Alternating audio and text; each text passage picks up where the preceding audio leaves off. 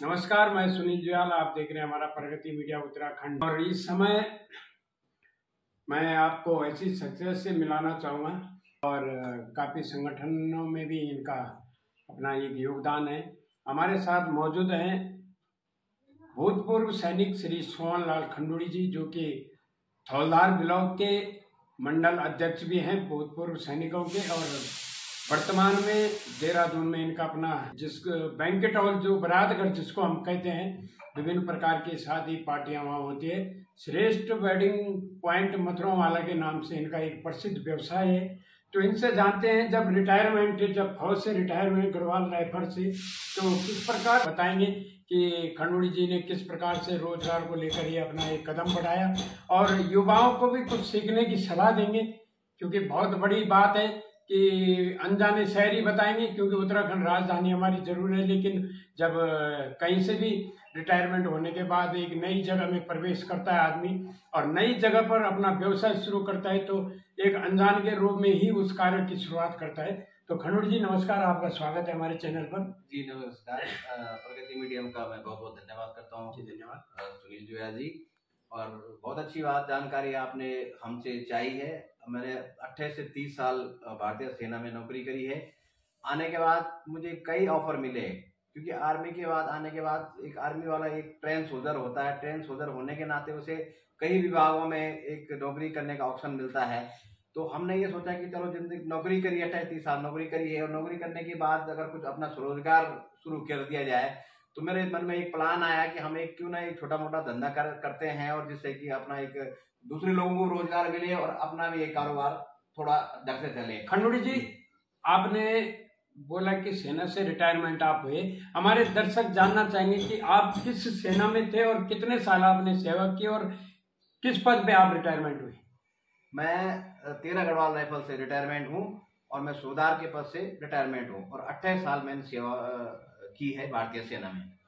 आप सभी दर्शकों को बताना चाहूंगा, जो सोहन लाल खंडूड़ी जी हमारे साथ इस समय मौजूद हैं, जिला टिहरी गढ़वाल के विकास खंड थौलधार की ग्राम पंचायत मंजरवाल के मूल निवासी है, और वर्तमान में देहरादून में रहते हैं। और आप आए, आपने जब रिटायरमेंट होने के बाद जो भी आपकी कागजी कार्रवाई थी उसको पूरा किया होगा। उसके बाद ऐसा क्या है आपके मन में कि जो आपने अपने रोजगार को लेकर इस प्रकार का रोजगार शुरू किया? मैंने अपने दिमाग में ये बात सोची है, एक पूर्व सैनिक होने के नाते सेना के अंदर में एक लिमिट तनख्वाह होती है।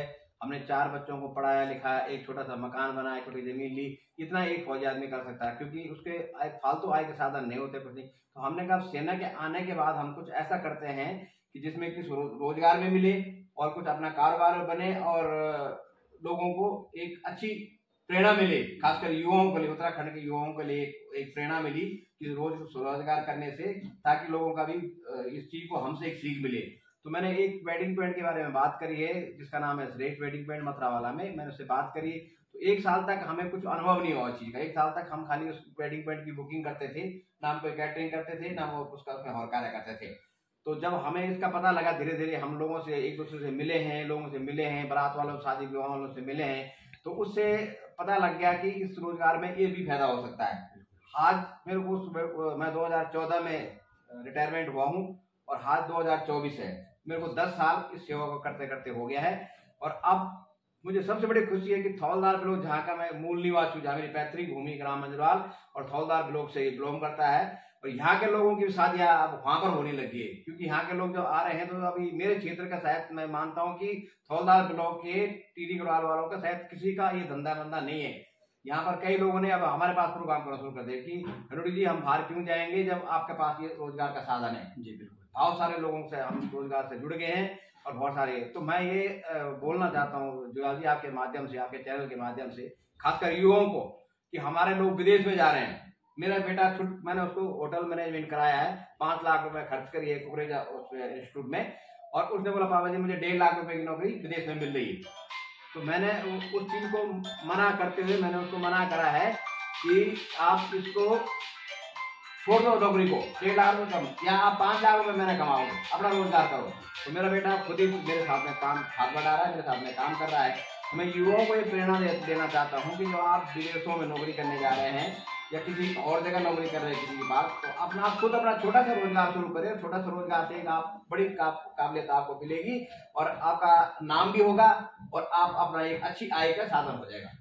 सर खंडूड़ी जी, जैसा आपका श्रेष्ठ वेडिंग पॉइंट है, तो हम उसको लेकर बात करें कि थोलार ब्लॉक की, जहाँ तक आपने बात की, ग्रामीण क्षेत्र के लोग नीचे रहते हैं, कोई अपने मकान में, कोई किराए पे रहते हैं, तो अधिकतर उत्तराखंड के पहाड़ी जिलों के जो रिश्ते हैं लड़का लड़कियों के, लोग ये सोच के रिश्ते कर रहे हैं कि लड़का देहरादून में रहता है, लड़का नौकरी देहरादून में करता है, या इस प्रकार के लोगों के अंदर थोड़ा सा ये भावना बैठ गई है कि शहरों में जाने की।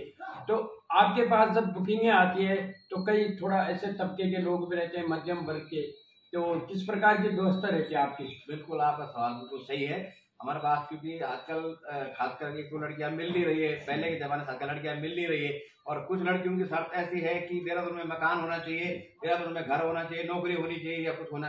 परंतु मेरे पास कुछ ऐसे लोग भी, कुछ लोगों की एक ऐसी शर्त है जो बोलते हैं कि हमें कुछ नहीं चाहिए, हमारे वेडिंग पॉइंट में शादी कराओ। तो हम ऐसे लोगों की भी शादी कर रहे हैं। हम बोलते चलो कोई बात नहीं, कन्यादान ही सही। हमने कहा आप एक माध्यम से इस वेडिंग पॉइंट का जो खर्चा है, मेरा वेडिंग पॉइंट का, अगर आप शादी नहीं खाना पीना नहीं कराते, 1,40,000 रुपये हम उसको वेडिंग पॉइंट का चार्ज लेते हैं विदाउट खाने का। अगर कोई ऐसे लड़का लड़की हमारे पास आ जाती है, एक जसपुर का मेरे पास एग्जाम्पल है, खंडूड़ी परिवार का, मनोहर लाल जी का, उनका रिलेटिव था, वो मेरे पास आए हैं कि हमने शादी वहीं करनी, परंतु हम शांतिकुंज जाना चाह रहे थे देहरादून में, परंतु वहाँ पर थोड़ा लड़की की जिद है कि हमने वेडिंग पॉइंट में, मैंने वो 70,000 रुपये में किया है वो काम, 70,000 रुपये। कोई बात नहीं, उससे कुछ नहीं होता है। उससे क्या हो जाता है कि अगर 400 लोग मेरे पास वेडिंग पॉइंट में आ रहे हैं और हमने अच्छी व्यवस्था कर दी है, 1,40,000 और 70,000 गैप लगा हुआ, तो कम से कम जो है 90,000 रुपये का गैप हो रहा है उसमें। 90,000 रुपये गैप हो रहा है। 90,000 गैप इसलिए हो रहा है, उससे मेरा ये फायदा होता है, देने वाला ऊपर आते, उससे ये फायदा होगा कि इतने लोग वहां पर आएंगे, व्यवस्था देखेंगे, सब कुछ करते हैं। रोजगार में ये चीज नहीं देखना है कि मुझे 1,40,000 ही चाहिए, उसमें किसी न किसी एक ऐसी पार्टी के साथ जाएगा जो 1,40,000 भी देगा।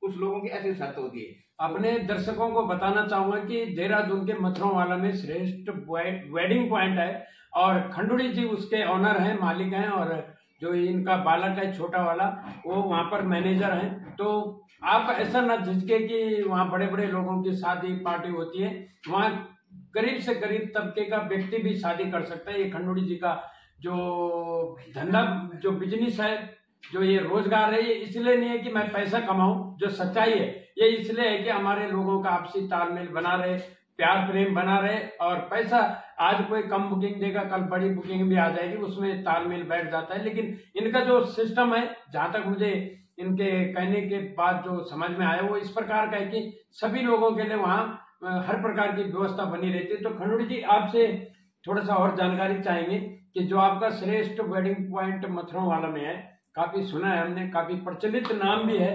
अब तो बहुत सारी शादियां उत्तराखंड के गढ़वाल साइड और कुमाऊं साइड से भी वहां हो रही है, लेकिन जो अभी आपने बताया कि इस प्रकार की शादी, अगर वहां पर कोई थोड़ा सा हल्के तबके का व्यक्ति अगर शादी करना चाहते हैं, जो मध्यम वर्ग अपना कंपनी में रोजगार के लिए नौकरी कर रहा है और अपनी बेटी या बेटे की शादी वहां करना चाहते हैं, उसका बजट उस प्रकार का नहीं है और भोजन व्यवस्था सब आपके माध्यम से होनी है, तो थोड़ा समय अपने दर्शकों को आपके माध्यम से जानना चाहते हैं कि किस प्रकार का बजट बन सकता है, कितनी कम से कम मिनिमम बात है। 2019 में कोरोना काल था जी, हमने 11 कन्याओं का 1 रुपए नहीं लिया, निर्धन कन्याएं थी वो। अच्छा। 11 कन्याओं का मैंने फ्री में खाना भोजन व्यवस्था, रहना रोने का सारी व्यवस्था 2019 में फ्री में करवाई है। और आपका जो सवाल ये था, अगर कोई ऐसे लोग हो जाते हैं जिनकी इतनी व्यवस्था नहीं होते, पहाड़ के लोग हैं, देहरादून में आ रहे हैं, सब कुछ कर रहे हैं, तो मिनिमम रेट थे जो उनकी गुंजाइश है। भाई कोई बात नहीं है, अगर मेरा वहां का मार्जिन निकल रहा, उस हलवाई का, उस खाना बनाने वाले का, उस वेटर का, उस लड़के का, सब कुछ लाइट वाले सब कुछ मिल रहा, नहीं बचेगा इस बात पैसा, अगले बुकिंग आ जाएगा, कोई दिक्कत नहीं है। उससे फायदा क्या होता है, मैं एक आपके माध्यम से बताना चाहता हूँ उत्तराखंड वासियों को या सभी लड़कों को, कि उससे ये फायदा, एक दिन का फायदा, हमें एक दिन का फायदा, जिसमें एक दिन का फायदा नहीं होता है। आज मैंने 5 लाख की बुकिंग कर दी है, तो उसमें मैंने एक दिन का काम करते हैं। मेरे अगल बगल में 4-5 वेडिंग पॉइंट टच है, बिल्कुल जो मेरे वेडिंग पॉइंट है उसके बगल में 5 वेडिंग पॉइंट है। वो बोलते हैं खंडूड़ी जी आप क्या डेली बुकिंग हमारे यहाँ बुकिंग क्यों नहीं हो रही? उनका रेट 10 लाख से 12 लाख है, और अगर मैं साल से 1 महीने में 5 बुकिंग कर रहा हूँ तो एवरेज तो वही आ गया ना, और दुआएं मिलती लोगों की। तो हम ऐसे लोगों की शादियां वहां पर करते हैं जुएल जी, कि जो लोगों की मतलब इतनी गुंजाइश नहीं है, गुंजाइश नहीं होती भाई हमारे पास इतने बजट है, हमारे पास 3 लाख रुपये नहीं दे सकते हम आपको, तो हम उसमें भी मैनेज कर देते हैं उस लोगों को, सारे लोगों को। हम बता रहे हैं कि कोरोना काल में हमने 11 निर्धन कन्याओं की शादी कराई है। तो आप दर्शकों को आपने सुना होगा खंडूड़ी जी ने कहा कि कोरोना काल में मतलब अपना परिवार पालना भी बहुत मुश्किल था। उस समय भी इन्होंने 10-11 जो भी निर्धन कन्याएं थी उनका विवाह अपने श्रेष्ठ वेडिंग पॉइंट में करवाया। खंडूड़ी जी इसके लिए आपका बहुत बहुत धन्यवाद करेंगे हम कि इस प्रकार की जो आपके मन में भावना है, और आप एक फौज से रिटायर हैं और बोलते हैं कि जो फौज से रिटायर होते हैं वो थोड़ा कड़क होते हैं, लेकिन जिस प्रकार से आपका व्यवहार और आपकी कुशलता है उस प्रकार से लगता नहीं कि लोगों का कहना ये होता है कि फौजी आदमी कड़क होता है, टाइट होता है, लेकिन जो आपका व्यवहार है सहनशीलता का, ये बहुत अच्छा है आपका। और जो आपने अभी हमें बताया कि हमारे श्रेष्ठ वेडिंग पॉइंट में इस प्रकार का बजट भी पास हो सकता, मतलब इस प्रकार का जो मिनिमम बजट वाला भी अपनी लड़की या लड़के की शादी कर सकता है। इसके लिए हम आपका विशेष करके धन्यवाद करेंगे अपने चैनल के माध्यम से भी और अपने दर्शकों के माध्यम से कि आप इस प्रकार की व्यवस्था बनाते हैं। और मैं दर्शकों को कहना चाहता हूं, जितने भी मेरे दर्शक हैं, आप लोग देहरादून में रहते हैं और किसी भी प्रकार का आपका कोई कार्यक्रम आप करवाते हैं तो अवश्य श्रेष्ठ वेडिंग पॉइंट में जाइए। और जो लोग खंडूड़ी जी को नहीं जानते हैं तो अभी हम अपने चैनल के माध्यम से कह रहे हैं कि आप हमारे प्रगति मीडिया सुनील जुयाल के नाम से आप जाएंगे, अवश्य आपको कुछ ना कुछ खंडूड़ी जी के हमारे माध्यम से खंडूड़ी जी डिस्काउंट देंगे। और आशा करते हैं कि खंडूड़ी जी आपकी बुकिंग को लेंगे और खंडूड़ी जी आशा करते हैं कि जो हमारे माध्यम से आपके पास आएंगे अवश्य आप उनको जो भी आपसे बन पड़ेगा आप उनके लिए सहयोग करेंगे। और सैनिक प्रकोष्ठ के अध्यक्ष हैं खंडूड़ी जी थौलदार मंडल के। तो ये जो आपका सैनिक प्रकोष्ठ है सर, तो इसमें जो राजनीतिक दल है तो इसमें सैनिक प्रकोष्ठ का राजनीति में किस प्रकार का कार्य रहता है और सैनिक प्रकोष्ठ के जो सदस्य हैं क्या करते हैं राजनीति इस दल में? इसका आपका जो सवाल था बिल्कुल सही था जी। एक सैनिक गैर राजनीतिक आदमी है बिल्कुल, परंतु पेंशन आने के बाद जब रिटायरमेंट हो जाता है उसकी कई समस्याएं होती है जो कि पार्टी में नहीं सुनी जाती। किसी समस्याएं जो भूतपूर्व सैनिक हैं उनकी कुछ विधवाएं हैं, कुछ वार विधुर फैमिलियां हैं, उनकी कुछ प्रॉब्लम ऐसी होती है कि जो कि पार्टी में या किसी मतलब मैं किसी पार्टी पर बात नहीं कर रहा हूँ, और ये राजनीति में उनको कोई मतलब सुनने वाला कोई नहीं होता है। उनकी मांगों को लेकर हम थोड़ा सा बात करते हैं। जैसे जिला सैनिक कल्याण बोर्ड हो गया या किसी पार्टी के अंदर हो गया, उनके बारे में बात करने का हमारे तात्पर्य होता है कि चलो अगर हमको इन्होंने मंडल हुआ कह रहा हूँ संयोजक हूँ, मैं धनोल्टी विधानसभा का संयोजक हूँ, मंडल फौजदार ब्लॉक का नहीं, मैं सैनिक प्रकोष्ठ का संयोजक हूँ, टीवी जिले का पूरा जिले का टीवी जिले का संयोजक हूँ मैं। तो हमारा इससे मतलब है कि जितने भी हमारे पूर्व सैनिक आ गए, क्योंकि सैनिक एक ऐसा सीधा आदमी होता है कि उसको किसी दिन दुनिया के बारे में पता नहीं होता है। जब वो घर आता है तो वो अपने नौकरी करे, उसके बाद वो तो स्वरोजगार कर दिया, फिर दूसरी नौकरी डीएससी में चल जाता है, कहीं नौकरी चल जाता है। उनकी कुछ समस्याएं होती है जिसको कि मतलब न तो पार्टी को पता होता है और न कि सैनिक कल्याण बोर्ड में पता होता है। तो हम उनकी समस्याओं को लेकर कई बात रख सकते हैं, उनकी प्रॉब्लम को रख सकते हैं। किसी की पेंशन नहीं मिली, किसी कैंटीन की प्रॉब्लम है, किसी का कुछ बच्चे का वो नहीं बनाया, किसी का कुछ नहीं बनाया। जैसे 18 साल से कम बच्चों के लिए पूरी फैसिलिटी, कैंटीन फैसिलिटी है, मेडिकल फैसिलिटी है, कुछ लोगों को पता ही नहीं होता। दूर दराज के क्षेत्र के लोग हैं उनको पता ही नहीं है उसके बारे में। तो उनकी मांगों को उठाने के लिए हम इसका प्रयत्न कर सकते हैं। बाकी हमारे पार्टी से ऐसा कोई मतलब नहीं कि हम कोई राजनीति वाली बात करेंगे, उसमें कुछ नहीं। हम अपने सैनिकों के बारे में अपनी समस्याओं को लेके अवगत करा सकते हैं, चाहे वो जिला के डीएम के माध्यम से हो गया, चाहे वो जनप्रतिनिधि के माध्यम से हो गया, या पार्टी के अधिकारी के माध्यम से। जिस काम को हम के लिए मुझे ये पद दिया है। खंडूड़ी जी, आप भूतपूर्व सैनिक हैं और पूर्व में आप जब आप सेवा में रहे, काफ़ी जगहों पे, काफ़ी राज्यों में आपका जो ड्यूटी है, आपकी ड्यूटी लगी होगी, आप सैनिक रहे। एक प्रदेश उसमें देश में एक अग्निवीर योजना है जिसका आपको भी शायद जानकारी होगी, जितनी भी होगी आप बताएंगे। कुछ लोग उसका विरोध करते हैं और कुछ लोग उसका समर्थन करते हैं। तो आज के जो युवा है, हमने कई बार अभी कर्नल कोठियाल जी कंडीशोर में आए थे तो हमने एक वीडियो बनाई थी, उनसे बाइट ली थी। तो हमारे चैनल के माध्यम से कुछ लोगों के कमेंट भी आए थे कि इस प्रकार के विरोधाभास के कमेंट आए थे जो हमने पढ़े उसमें।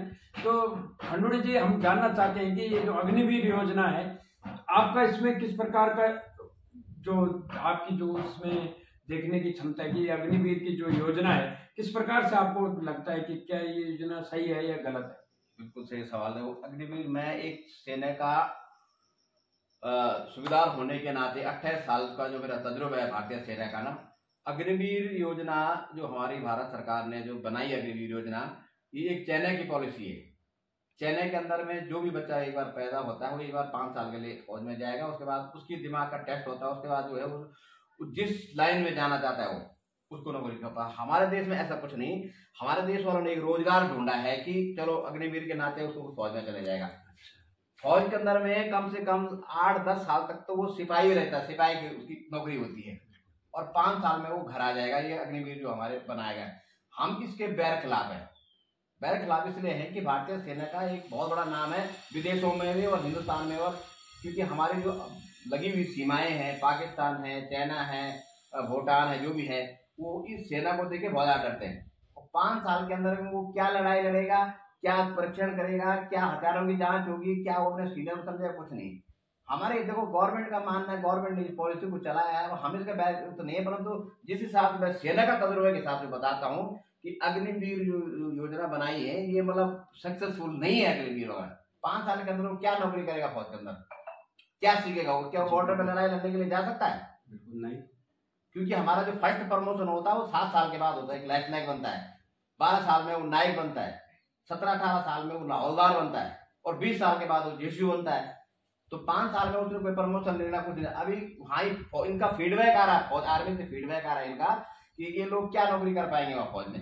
किसी का कहना नहीं मान रहे, किसी का कुछ नहीं कर रहे, क्योंकि इनके दिमाग में एक ही चीज है कि हमने 5 साल बाद घर जाना है बस। और हम जब भर्ती हुए थे तो हमारे दिमाग ये बात था, हमने कहा भाई जैसे हम नौकरी करेंगे, हम फौज में नौकरी करनी है, जब पेंशन का ड्यू हो तब घर जाएंगे। तो मेरा मानना तो ये है, जहां तक मैं एक फौजी होने के नाते मानता हूँ कि अग्निवीर योजना मतलब कोई सक्सेसफुल नहीं है और आज की डेट में। और बाकी गवर्नमेंट की पॉलिसी हम क्या बोल सकते हैं, हम रिटायरमेंट आगे रखे, रिटायरमेंट आने के बाद भी हम इसका विरोध कर रहे हैं। और सारे अधिकारी, कर्नल कोठियाल, जब आप कर्नल कोठियाल वाली बात आपने निकाल दी है नीचे, कर्नल कोठियाल एक फौज का कर्नल है, उसको जो एक वो मिला हुआ है, क्या नाम उसका, कीर्ति चक्रा। कीर्ति चक्रा जहां तक मेरी वाली समझ, वहां तक फौज वाली बात है, कीर्ति चक्रा मरणोपरांत मिलता है। इस आदमी ने एक ऐसा काम किया है कि जिंदा होते हुए उसने मरणोपरांत दिया है कर्नल कोठियाल ने। उन्होंने वहां पर यही बात बोली थी कि अग्निवीर नॉट सक्सेसफुल। तो हमारा मानना ये है कि अग्निवीर का आप सभी दर्शकों को बताना चाहूंगा कि जो भी लोग इस वीडियो को देखेंगे, फौज के अंदर में अग्निवीर सक्सेस नहीं है। तो खंडूड़ी जी ने बताया कि जो फौज है, भारत की जो फौज है, विभिन्न प्रकार की जो सेनाएं हैं, उनमें अग्निवीर की जो ये सिपाही हैं, ये सक्सेस नहीं है, ये कामयाब नहीं है।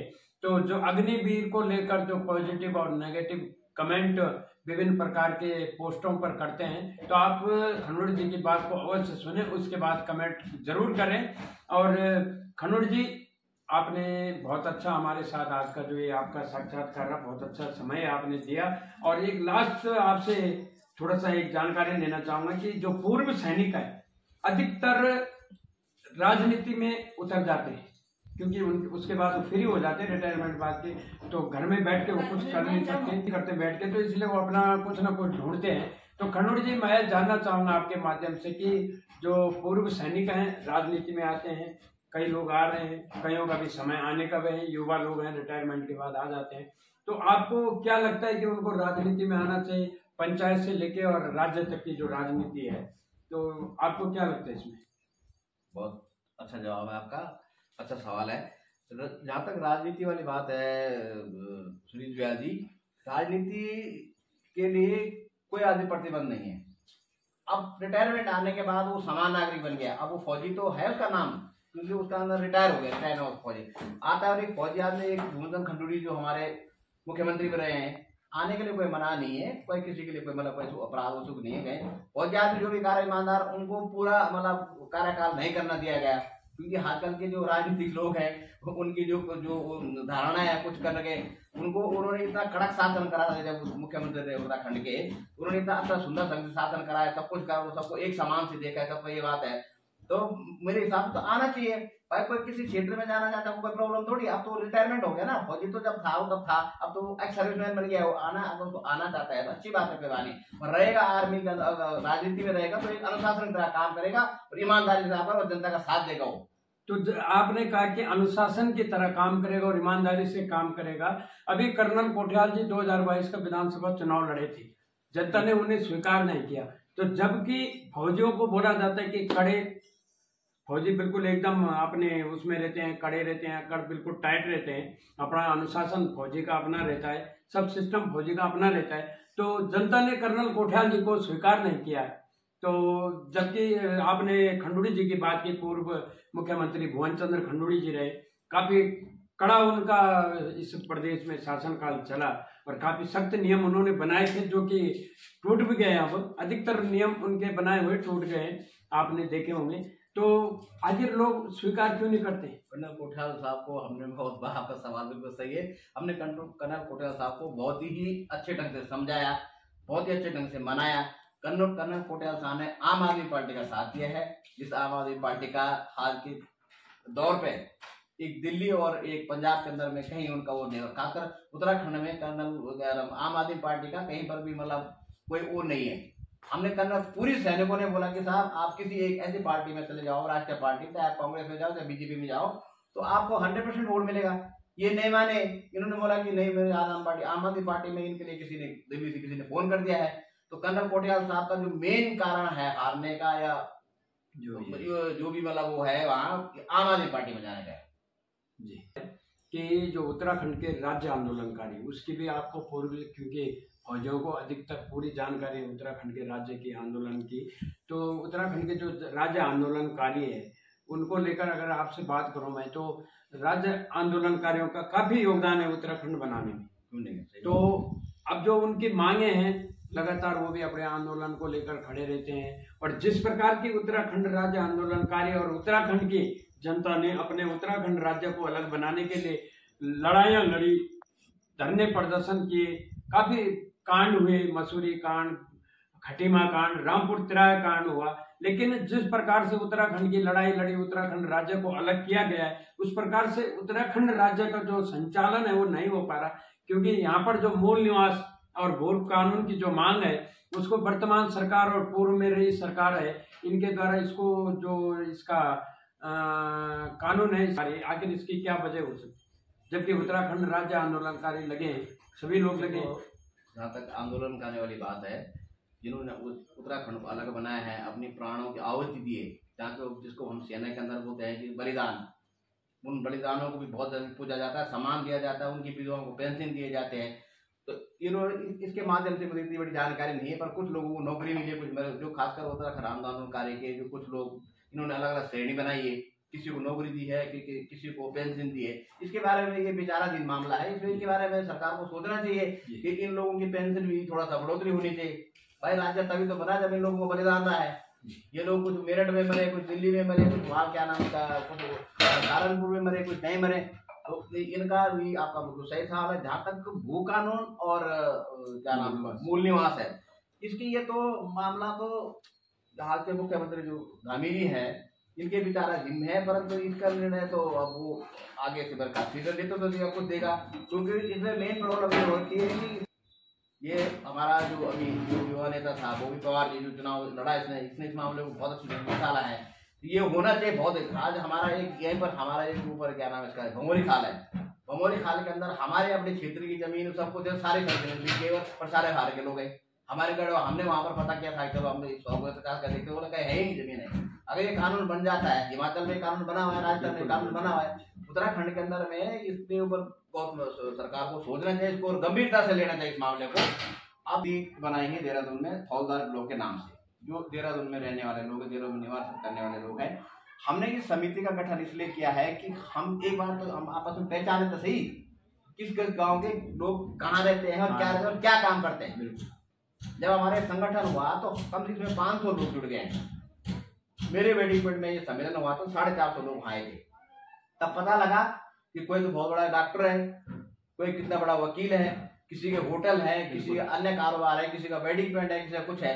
तो हमने संगठन इसलिए बनाया वहां पर। और दूसरे में संगठन बनाने का मेन मकसद ये है कि अगर एक संगठन बन जाएगा, 500 लोग अगर आप मुख्यमंत्री जी के पास जाते हैं या किसी नेताजी का किसी प्रतिनिधि के पास जाते हैं तो उस मांग को सुना जा सकेगा और अपने क्षेत्र के लिए काम करेंगे। ये गैर राजनीतिक संगठन है, इसमें हमारी कोई राजनीति नहीं, कुछ नहीं। और हमने संगठन को तैयार किया है। संगठन का जो मेन मकसद है और संगठन को बनाने का जो मेन मूल है, एक युवाओं को आगे बढ़ाना है। हमारे जो युवा लड़के हैं उनको कोई पद मिले, वो आगे बढ़े, अपना स्वरोजगार सीखे। अब मैं बता आपको इससे पहले बताया कि स्वरोजगार की परिभाषा अभी मैं वीडियो डालूंगा अपने माध्यम से कि हमने स्वरोजगार किया है।